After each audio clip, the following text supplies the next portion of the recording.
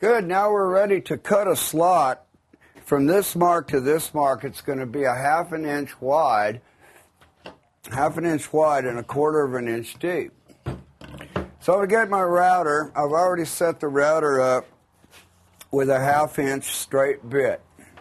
Now in my case, I happen to have a plunge router, but if you don't have a plunge router, I'll show you in a second how to do this with a regular round router. We're going to set the router down with the center of the blade right on that line. If you can see it. Can the camera see that?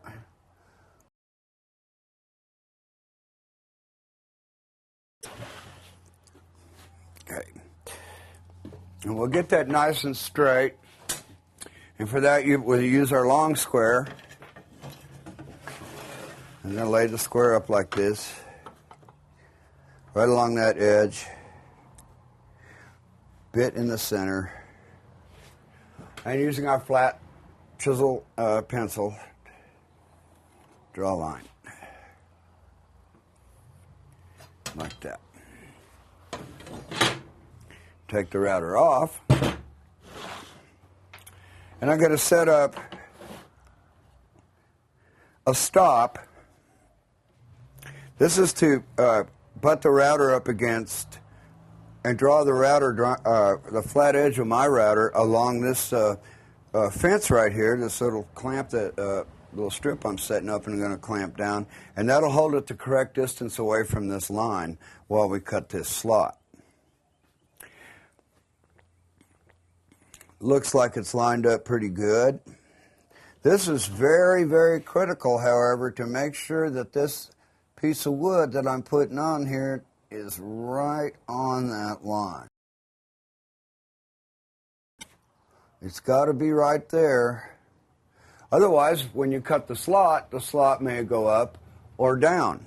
If this is twisted, your router is going to not make a straight line, and this piece will not be able to slide back and forth on the table. So this is real critical to get this line straight.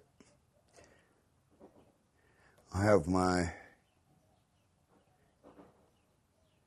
strip set up. Now I'm going to take a couple of clamps.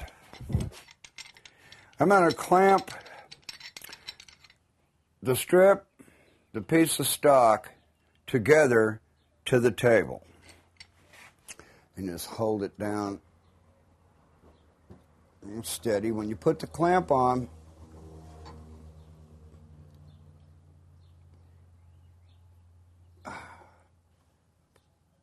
it's okay if the clamp sticks over. It's okay if the clamp sticks over this strip a little bit, because my router has a clearance here, and so it won't hit it. And we'll set the other clamp.